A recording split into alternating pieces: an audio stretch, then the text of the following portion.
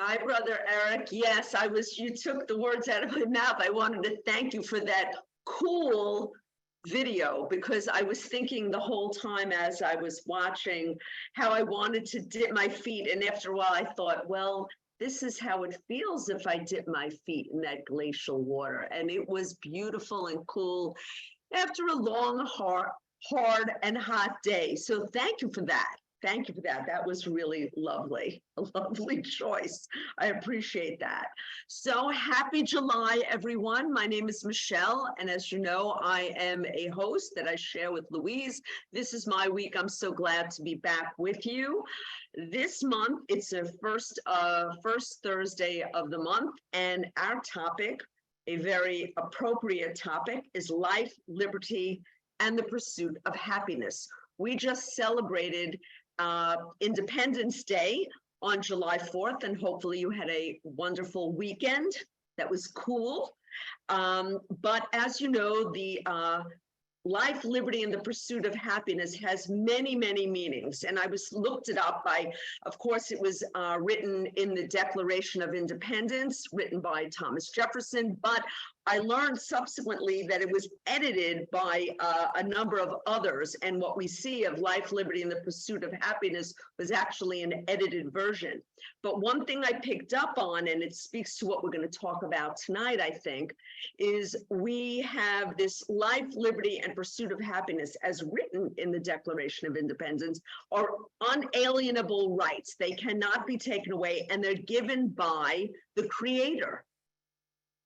And then it's government's job to protect those rights, that those rights are given to us by the supreme being, and then the government is protected. But one thing I saw, there was a caveat as I had studied a little more, that this is just an inspiration for us, that this is not legally binding, this life, liberty, and pursuit of happiness. And I believe that because even at the time it was written in the late 17th, 18th century, there was slavery. Women didn't have the right to vote. Immigrants were looked on differently.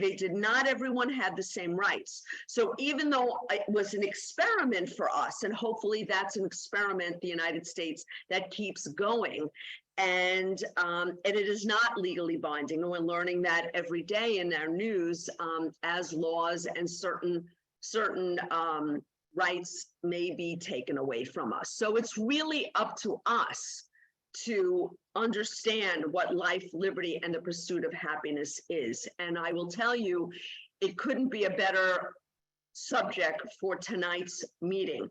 One of the things that we will talk about tonight, and we have a wonderful guest, and that's Sister Judy, and who else is going to be better at hitting that in terms of talking about the burdens that we have both externally and internally.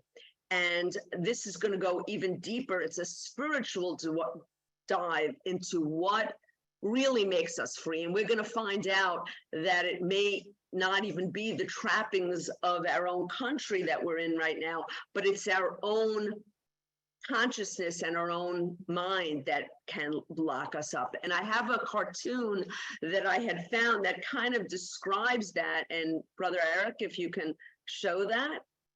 I thought this was very interesting because it's two gentlemen who are in two very different places. One, and if you want to decide, he looks like the gentleman on my left looks rather well fed, well off, if you will. The picture is he's maybe a businessman, he may be in government, he's a successful man, but look what he's thinking of. He's thinking that he is bound by barbed wire, that he is not free, that there are things weighing very deeply on him. If he's in business, maybe he has burdens of business or he has limitations, his family is limiting his responsibility. And look on the gentleman on the right. Clearly, it appears that he is in jail. But what is his mind telling him? That he is free, that he is thinking about the dove who is flying above. And my question to you, and this is maybe something we can delve into, who is free? The man who is not in prison, but yet is burdened by the prison of his mind? or the other gentleman who is in prison, but yet can have moments of clarity and peace, even though he is in prison. And we've had numerous examples of that, who are able to sustain that moments of peace. And those are people we know who have been imprisoned, like Martin Luther King and Gandhi Ji. These are people that emulate, I like to think, the gentleman on the right. So enough talk. I want to introduce our host for the evening, and that is Judy Rodgers. And if you've had the privilege of being with Judy, either seeing her in one of her workshops or in Peace Village or with us on Thursday evening, she's kind of a regular at this point. I like to say she is because we want to see her again and again. Judy works as a consultant and communication strategist for businesses and universities. And I've had the privilege of seeing her in different settings, not just at Global Harmony House. And she emphasizes the power of narrative. That's because she is such a wonderful communicator.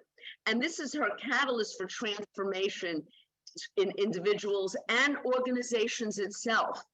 Judy is a Raja Yoga meditation teacher, as you know. Her focus is how the consciousness, and we're going to talk about that tonight, she's going to talk about that, how it affects everything we see, everything we think, and everything we do. She is the founder and board president of Images and Voices of Hope. That's an NGO that seeks to strengthen the role of media and agents of world benefit. And with that, welcome, Sister Judy. It's a very provocative topic, and I know I'm going to be listening. Thank you so much for being with us tonight. Thank you, Michelle. And hello, friends. Eric, thanks for the chill. That was very nice. I would be very grateful if a few of you would turn on your cameras. Makes it easier for me to talk to you. I know you may be feeling a little shy, but thank you, Louise. I appreciate it. And it helps me to kind of make eye contact with you as opposed to reading your name. So if you are inclined, that would be so nice. Tamar, hello, thank you. I appreciate that. So we are talking about freedom. And I think Michelle teed it up very nicely, because what we're talking about really is inner freedom.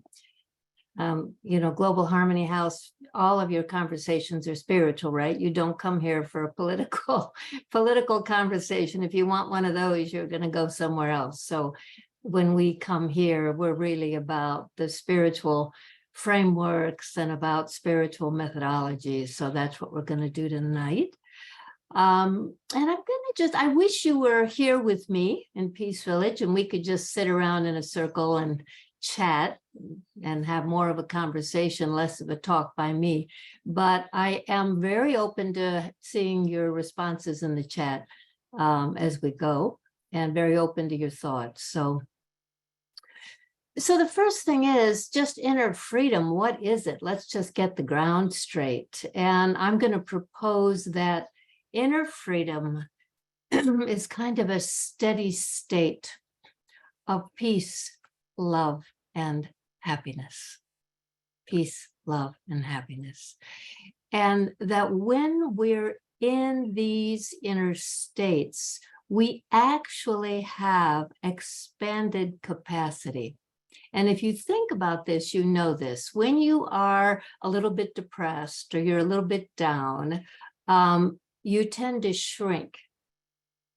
You're not as likely to pick up the phone and call a friend. You're probably not having your most creative ideas. You're probably not acting on those ideas as much because you're kind of withdrawn. But when you're in this inner state that I'm going to call freedom, where you're at peace, you feel very naturally loving, and you're joyful. This state puts you in a space where you actually have more to give. Hi, Grace. Thank you. So the other thing to understand about this inner state of freedom or liberty or whatever, however you want to think of it, is that actually it is your natural state. You, the inner being, arrived in freedom. You may not have been able to walk or talk or any of that, but as far as your consciousness, you were in freedom. And it's not just that you had it and you lost it. It's that this inner state of freedom, this inner state of peace, love, joy, cannot be taken away from you. And that sounds off, right? Because you know you have bad days. But actually, it can be covered up.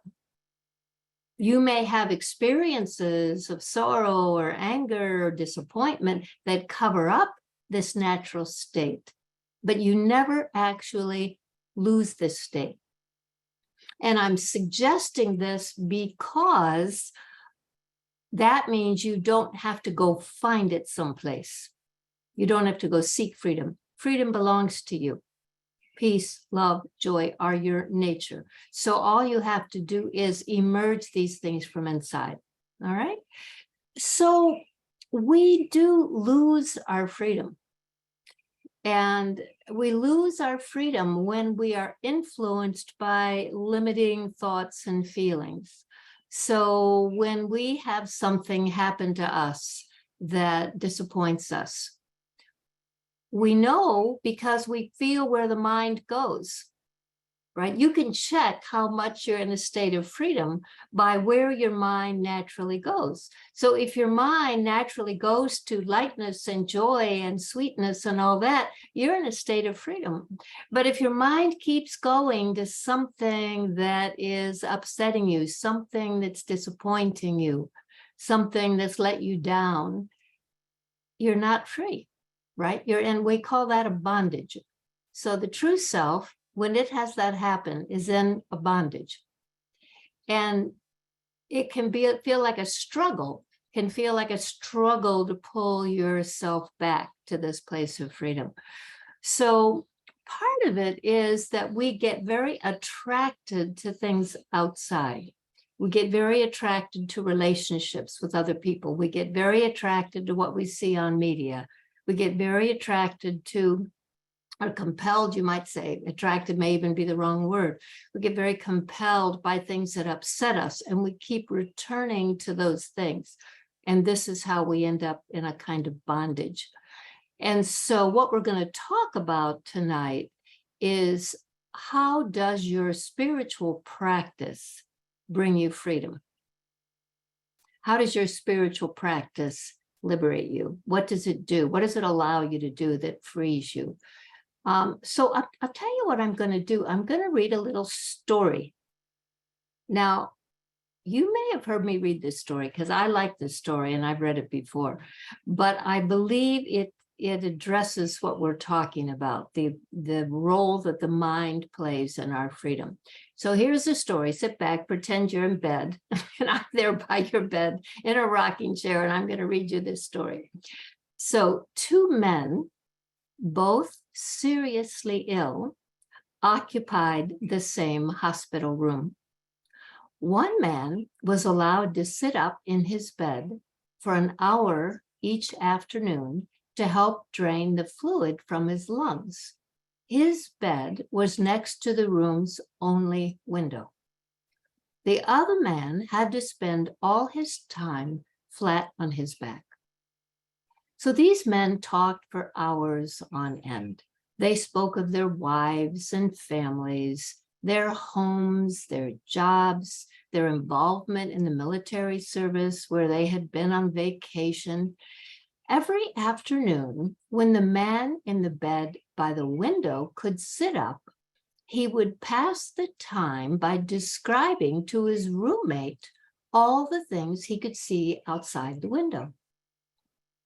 The man in the other bed began to live for those 1-hour periods where his world would be broadened and enlivened by all the activity and color of the world outside.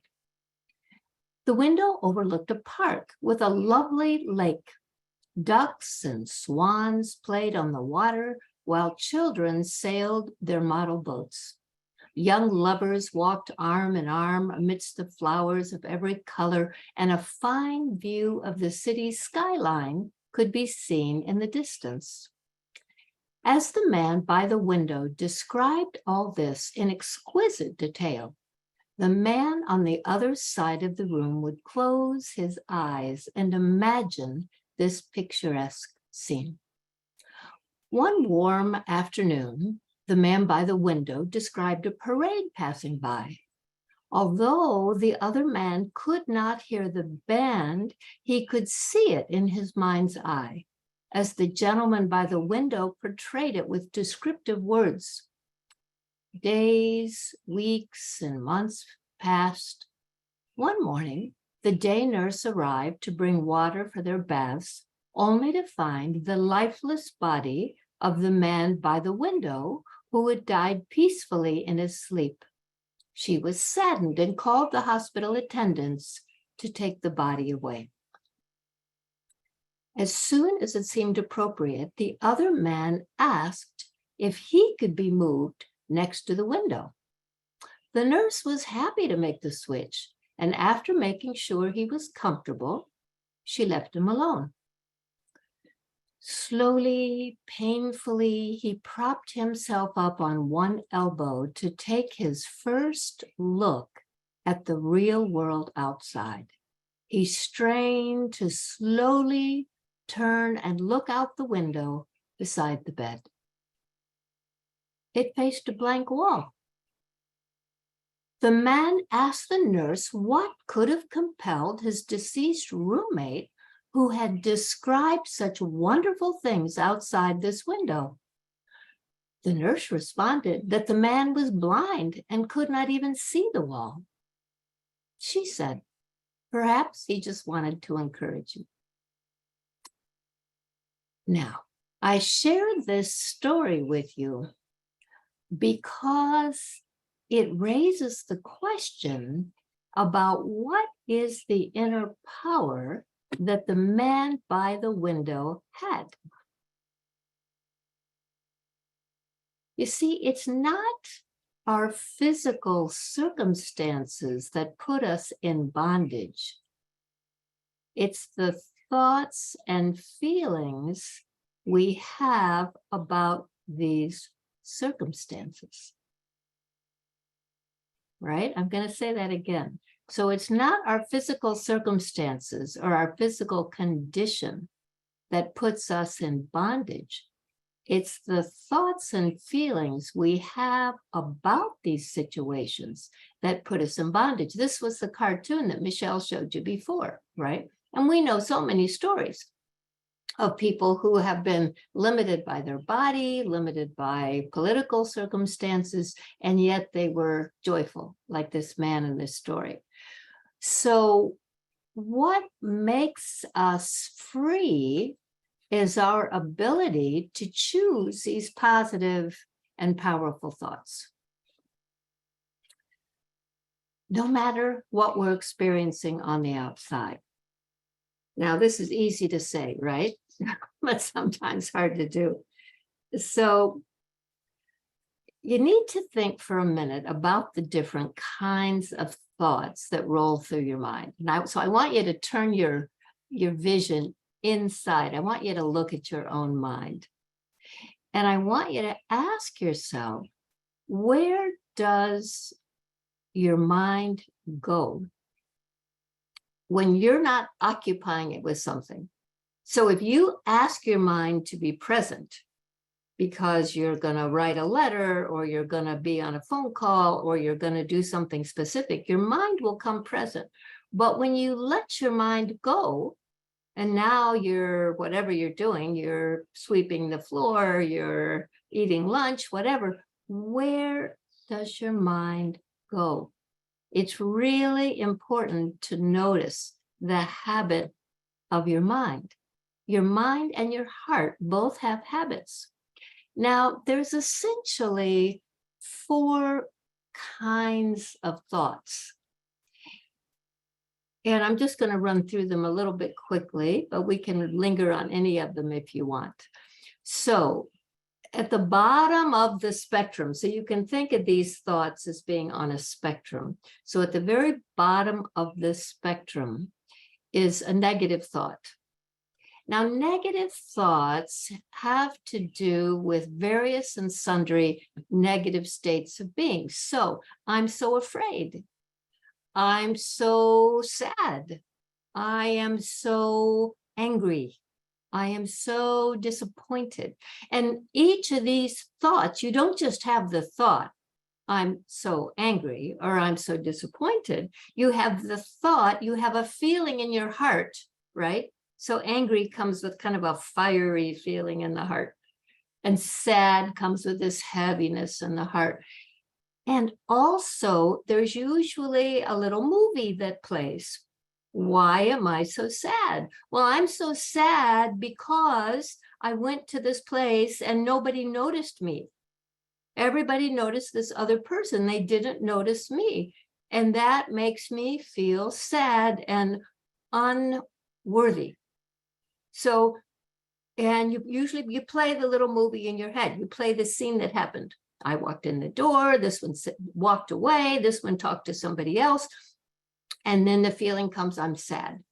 Now, most of us replay those movies. So we play it once, we feel sad. Then we walk through our day for about 10 minutes and now it comes back, the thought comes back, I'm sad. And we play it again. Sad feeling comes, sad film plays, right? And we let these movies run in our minds all the time. They just keep running in the mind. And so we're not even aware that we're running this negative movie in the mind. We're not aware that the heart has become sad and the mind is holding this thought.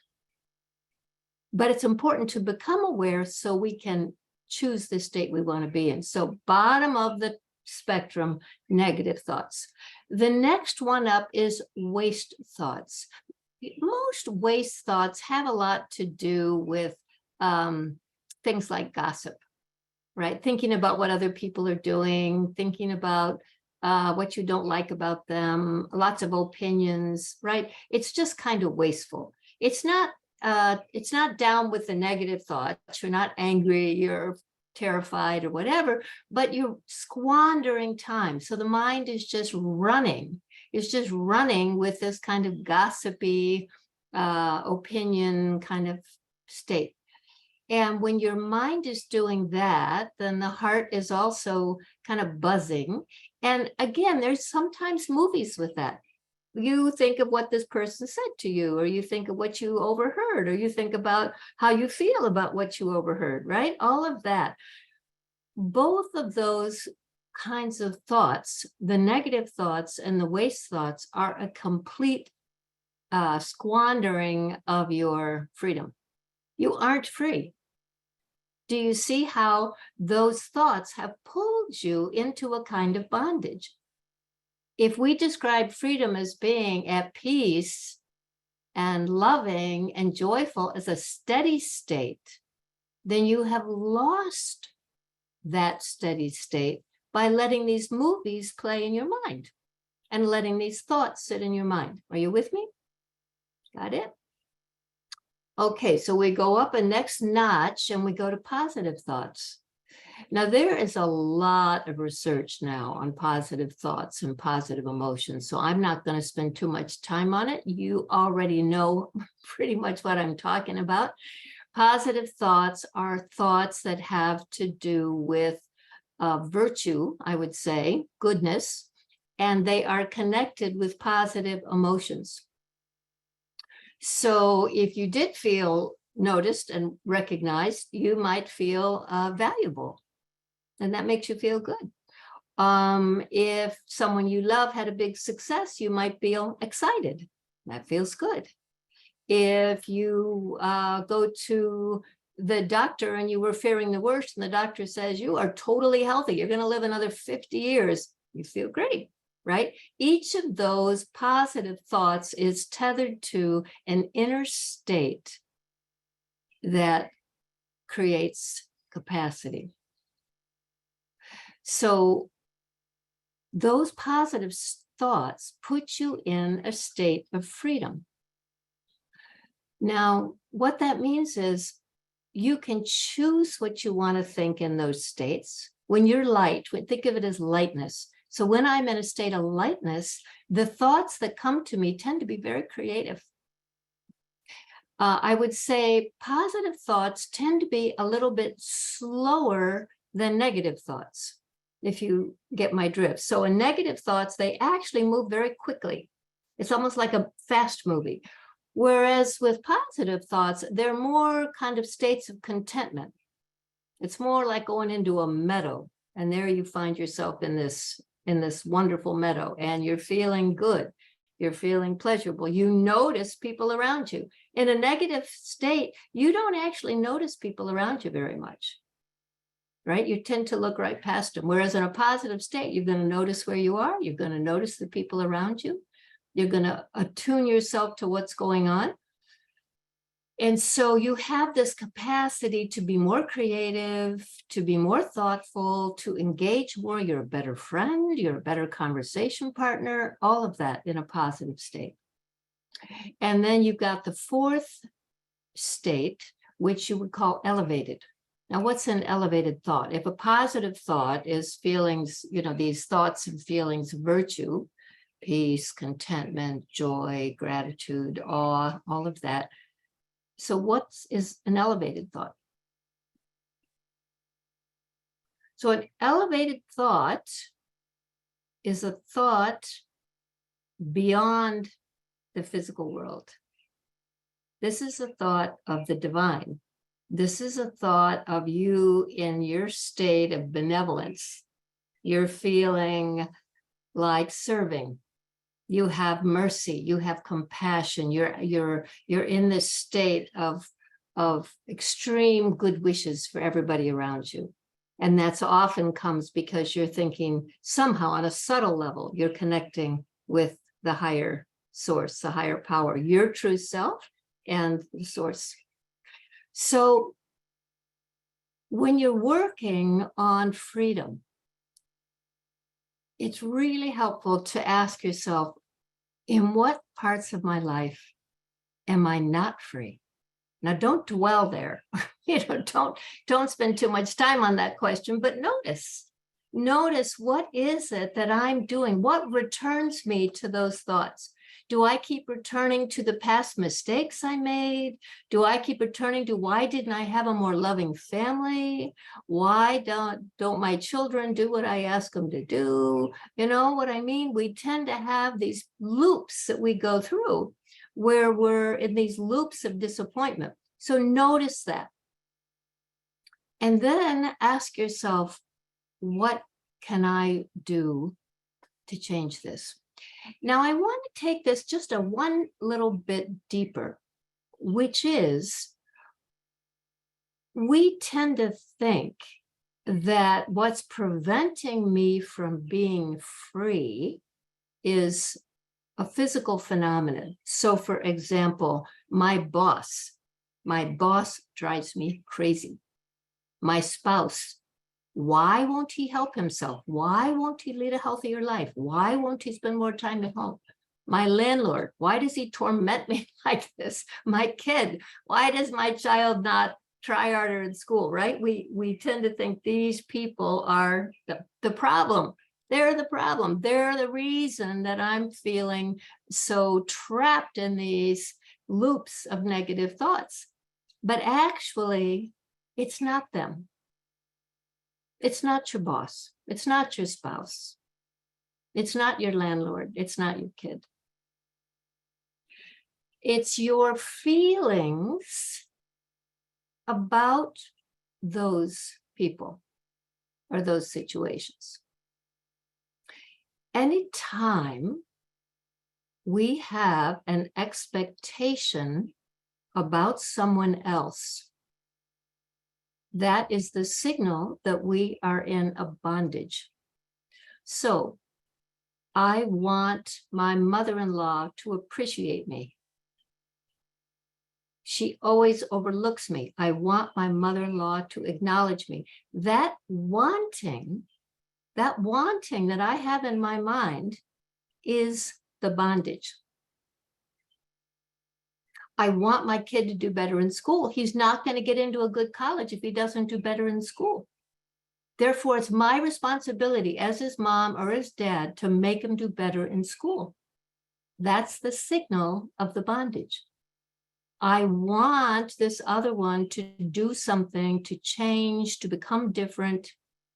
Now, we get tricked because we think, well, I'm doing it for their own good, right? I want my husband to lose weight and to exercise because I want him to live a long life. Isn't that a good thing? No, it's not a good thing, because that wanting is the signal of the bondage.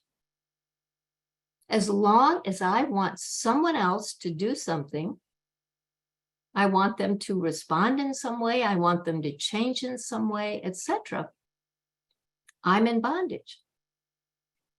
So that wanting is what has to change.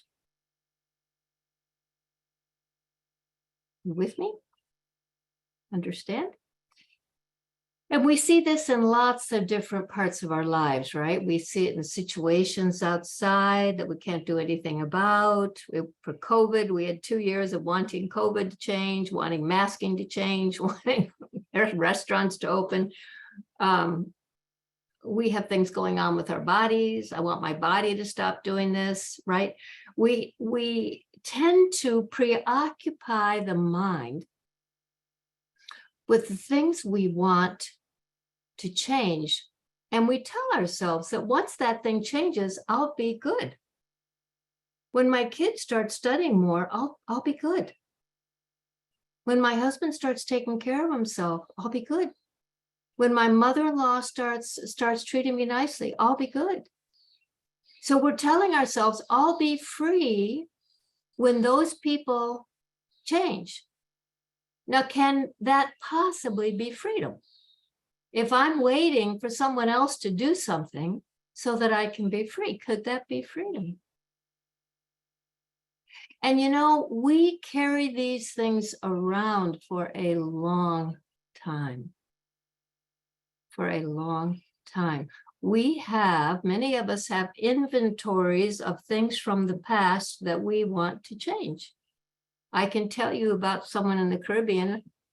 This story really sticks with me, because when I was talking with her, it's been a number of years, and she came up at the break and she said, you know, my mother-in-law's not very nice to me. And I said, well, that's too bad. And she said, yeah, she doesn't treat me very nice. When she has a party, she doesn't invite me to even come in to meet the guest. She doesn't give me gifts at Christmas. She takes her daughter on vacation. She doesn't invite me. I said, gosh, I'm so sorry. That's really a drag. I said, does your mother-in-law live near you? She said, oh, she's been dead for 35 years. For 35 years, she's carried her mother-in-law around, right? Her mother-in-law's right here, a thought away. Every time she thinks about her mother-in-law, she feels bad. So we have to notice how our loops of thinking, and we trick ourselves. We say, well, I'm just having this thought to show how much progress I'm making. But no, if you're having the thought at all, you're in a trap. So you have to understand that it's not the actual people. It wasn't her mother-in-law that was the problem. It's her thoughts about her mother-in-law that were the problem. It's not your kid that's the problem. It's your thoughts about your kid that are the problem. So, how do we change this? How do we change these habits? Because they're very deep, aren't they? I mean, my tendency to think about my husband or my child or my landlord or my mother-in-law or whatever, it's a very deep pattern. And it takes up amazing amounts of our time. We are giving huge chunks of our life to these thoughts. And we're also more damaging than the time is we're actually giving our happiness and our freedom to those thoughts. We're allowing ourselves to be made unhappy for great expanses of time. So what do we do about it? So the first thing that we do is we notice, right? You've got to start by noticing your own mind. What is going on in my mind? What is the habit of my thinking? This requires a lot of honesty. You have to really look inside and you have to really notice what's happening inside. So what's going on in my mind? Second, you have to be able to bring the mind to a full stop. Do you know this term, this full stop? This is like hitting the stop button on an audio player, right? You stop the thought in your mind. Now, for most of us, that will work for about 2 or 3 seconds, and then it will start back up again. That persistent thought about my mother-in-law or about my son or my husband or whatever, it'll start back up, but you have to stop it again. And you have to keep doing that until the thought stops, until the film stops running, the little movie in your mind. And then you have to change your inner state. Now, what's important at this point is to understand that the state of freedom comes when you realize that you aren't just this body. You're the true self inside is beyond the body. You're a soul, right? You're a being of light. You were in that world of light before you took this body. You will eventually go back to light. So you are not that body. You are not those relationships. So when you move into this state, you set aside these physical draws that you have and come inside and understand yourself to be this point of light in the seat of the soul, right behind the eyes. And in that state, then you create a thought that gives you that freedom. I am peace. I am lovable. I am sweetness. I am kindness. And it's not just a word, it's actually invoking, you're actually invoking the inner state that represents you in your state of freedom. So let's just say, I am kindness, or I am strong. I am courageous. I mean, you have to find the thought that's going to remedy the state you're in. But so you notice what's going on, you put a full stop to that movie, and you invoke the soul conscious state and this thought that's going to produce this different inner state.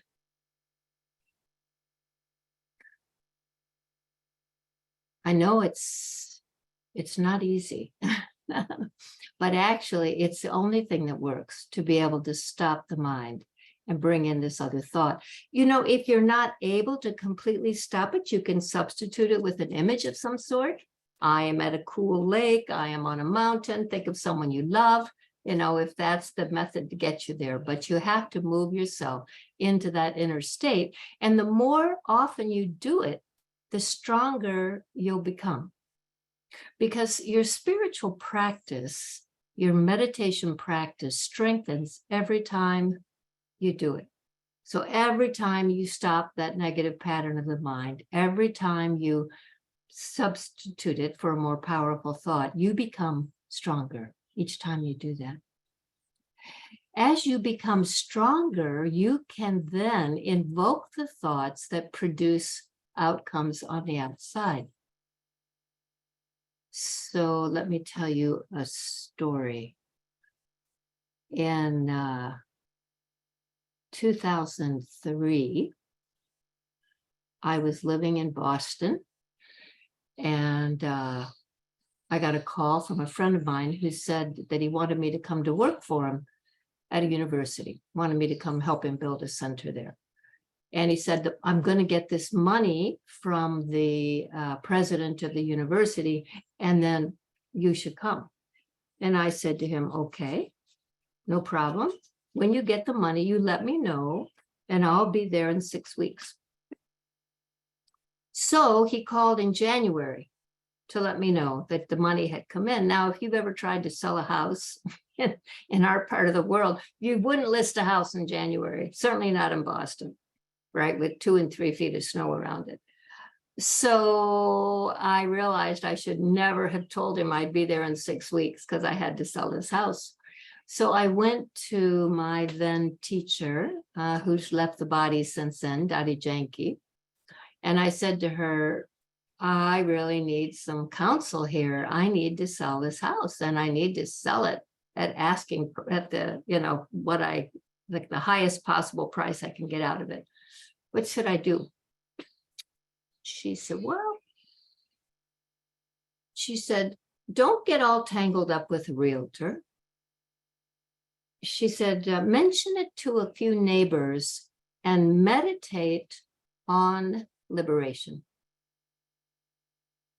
So I thought, all right. I trusted her completely. So I started meditating on liberation, kind of like we're talking about tonight, right? What is freedom? So morning, night, I'm meditating on freedom, putting myself in these states of freedom. And the house sold in about 4 weeks at asking price. Now I'll never know if it would have sold anyway, right? But it's interesting to notice the counsel that she gave. She didn't say, do a positive affirmation, I want the house to sell.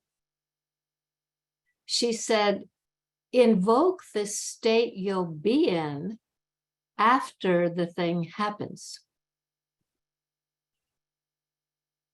So after you're unburdened of the house, how will you feel?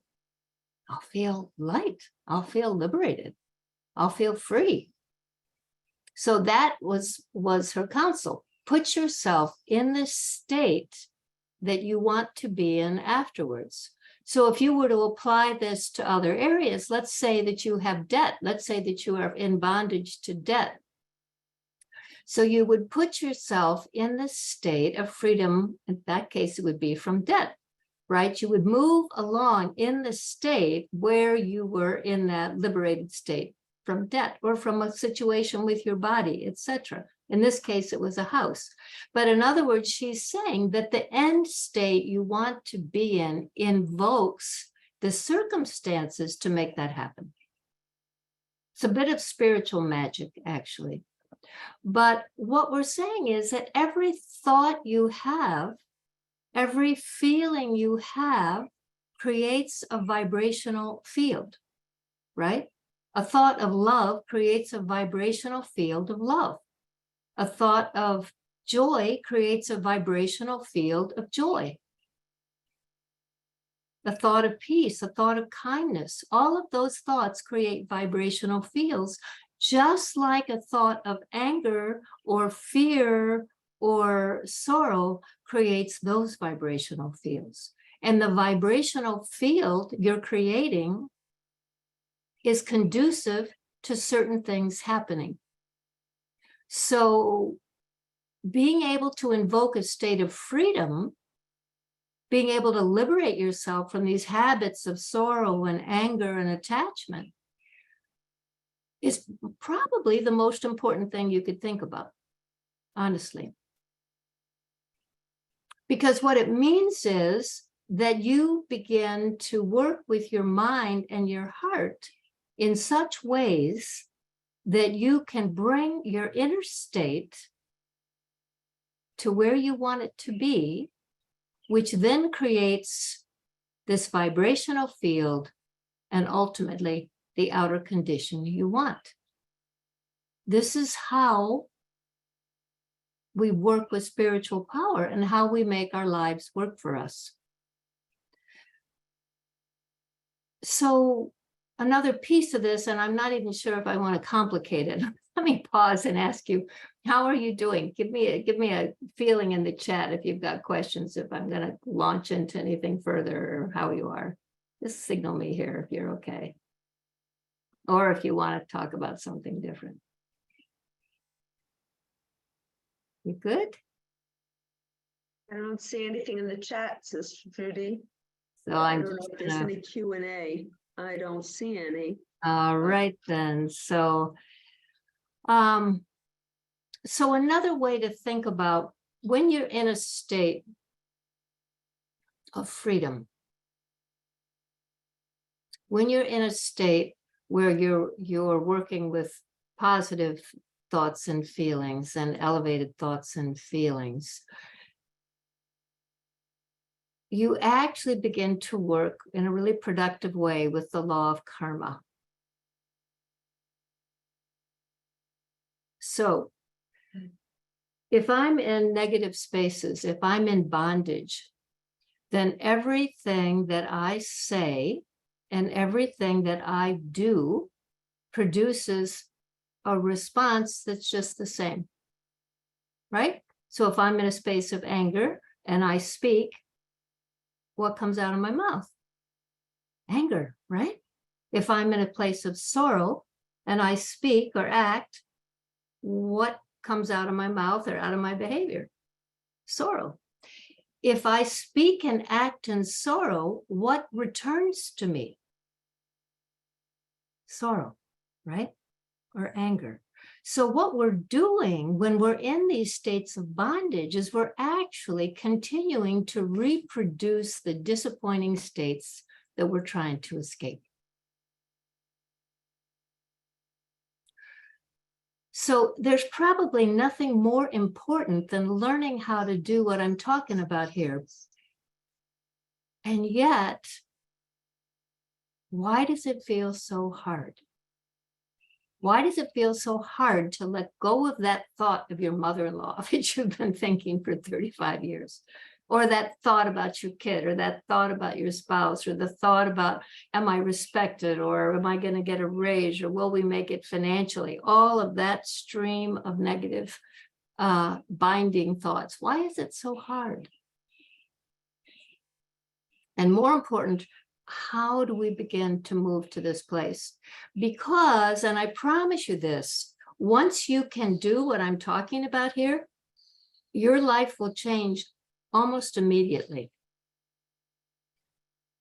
Almost immediately. Because the world you're living in is the world that you're creating through this quality of thought and the laws of karma. Now, in order to do this, you have to become spiritually strong and powerful. Otherwise, you will not be able to choose the thought you want to have. You'll try, but this habit of your mind will overpower you. And even though you were determined a minute ago, you'll find your mind right back there. So the way to become spiritually strong is you have to really take your meditation practice seriously. Now, if we were in a room together, I would ask you, how many of you have a meditation practice? And some of you would say, yes, we have a meditation practice. And that would be really valuable if you have a meditation practice. That's really, really important. It's much more important than listening to talks on Zoom or in person. You can listen to talks on Zoom or in person for years and still remain without power. The only thing that's going to give you spiritual power is when you begin to meditate, when you begin to move into soul consciousness and connect to the source. Because you're training your mind, you're helping your mind to begin to develop strength. But more important than having a meditation practice at all is to have a daily meditation practice. Because a lot of people meditate occasionally. I meditate when I have time. I meditate when I'm in a good mood. I meditate when I'm not in a good place and I need help. But if you want your mind to have the kind of mastery we're talking about, where you can choose the thoughts you want to have, you can't just meditate occasionally, because your mind won't go where you want it to go. You have to meditate every day. it's more important that you meditate every day than that you meditate for a long time. The length of the meditation is less important than the fact that every single day you meditate. Now, most people who meditate in the morning, but a good number of people do it at night. And you really have to make it work for you. Some people meditate both in the morning and at night. So in the morning, they set an intention for the day. They envision what the day is going to be like. They pull in the qualities they need, quiet their minds. At the end of the day, they review the day. How did it go? What mistakes did I make? Was I able to do what I wanted to do? How did I handle these situations that come up? So whether you meditate in the morning or whether you meditate at night or some other time, what's most important is that you begin to make it an absolute habit. Every day, whether you feel good or you feel bad, you do it every day. Because as you do this, even though you may not be aware of it at the time, you're making yourself more and more powerful. So then when something happens, the phone rings and it's someone who's got an emergency situation, or something happens at work, or something happens with someone you love, your mind will go where you want it to go. If you want it to go to peace, you want it to go to kindness, you want it to go to service, it will go there because you've been taking it there every day. Every day you take it there. So when you need it, it comes right to you. And you say, let's be at peace. Let's take a few minutes here and develop the strength to handle this. And your mind will go with you. And you'll be in that state. And you'll be generating that quality of vibrations that allows you to handle the situation you're in. So we don't really have, we have a little bit of time, but if you've got any questions, thoughts, stories, experiences you want to share before we meditate.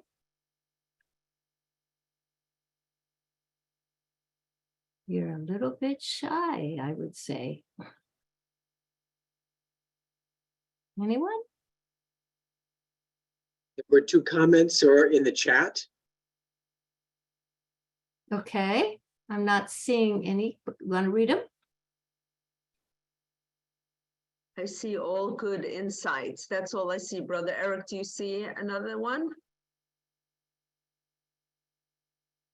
Yeah, I'm not seeing anything, Eric. If you see something, let me know. Otherwise, we'll just.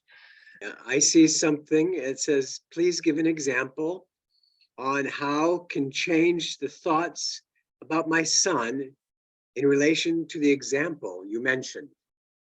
Okay, so the example, I think, being, I wish he'd do better in school. Is that it? I'm going to guess that's correct. Okay, all right. Yes, it is. Okay, all right.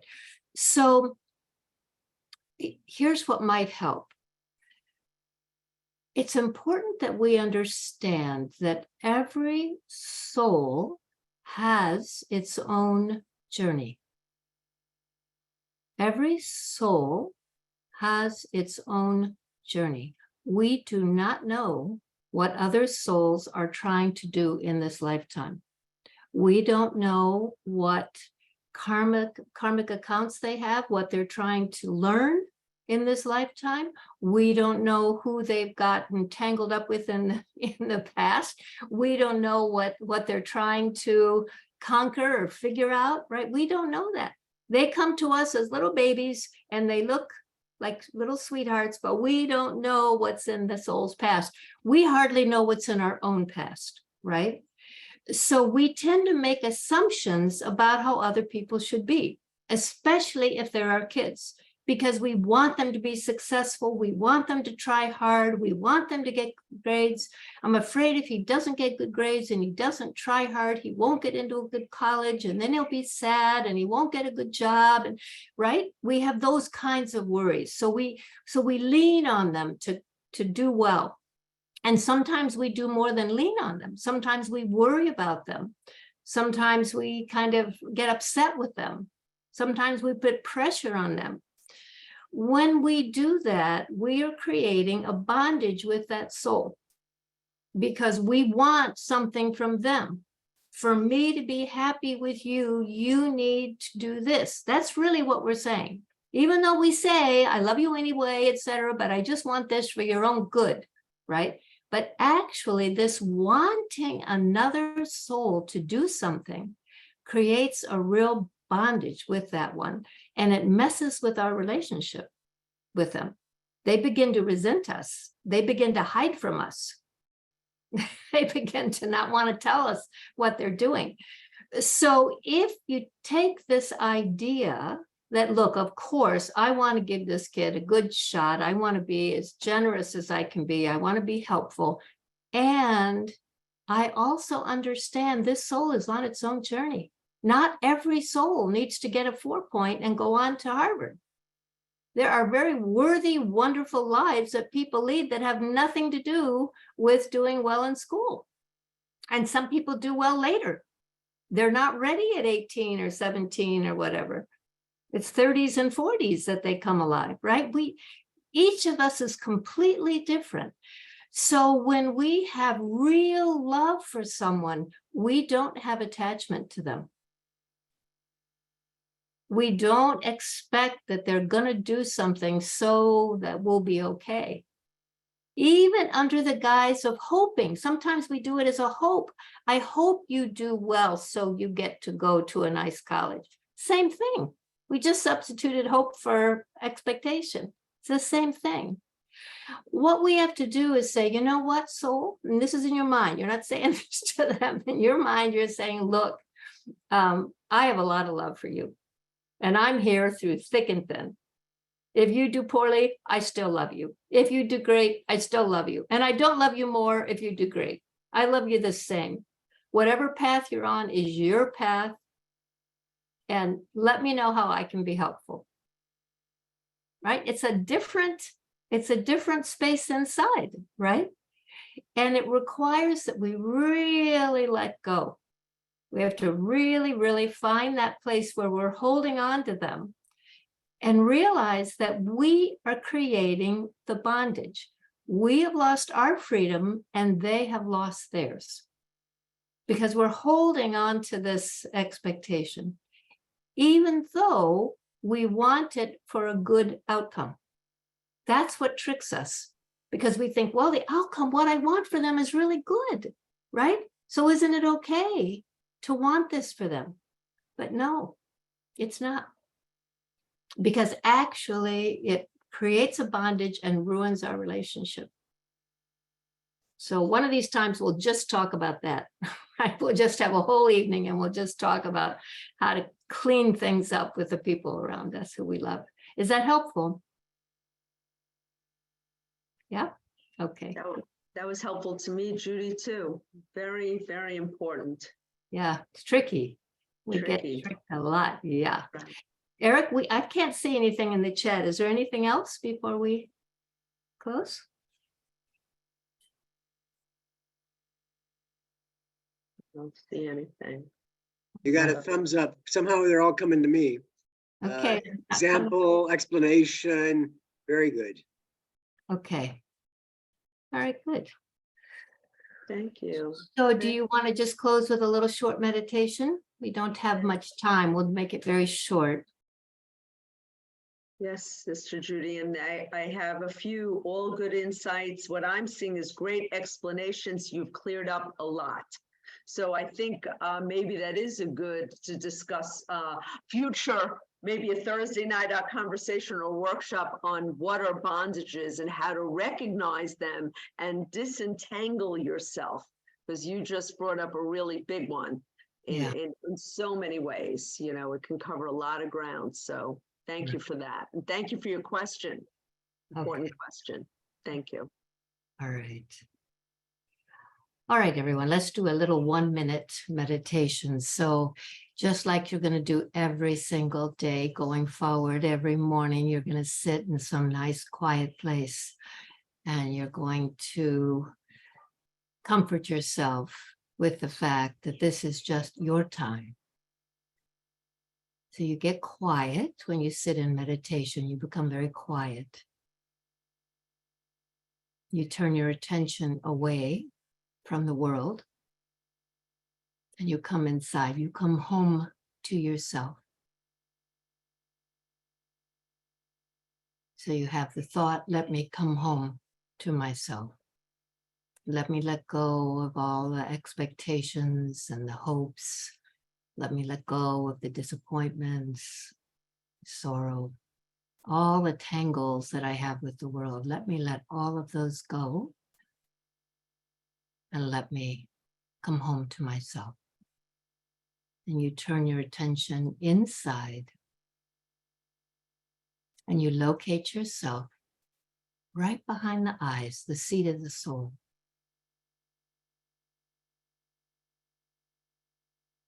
And in that place, you remember who you really are.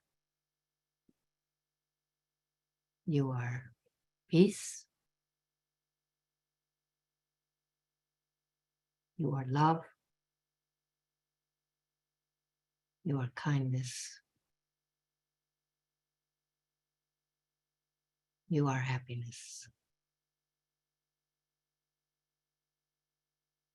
You have the thought that every soul I know make their journey in happiness. And let me have only good wishes for each one. Let me not try to force them to do anything or suggest anything. Let me just stay in my state of love and good wishes so that the atmosphere around me is only loving and only affirming, so that everyone I touch feels the lift of my encouragement. Om Shanti.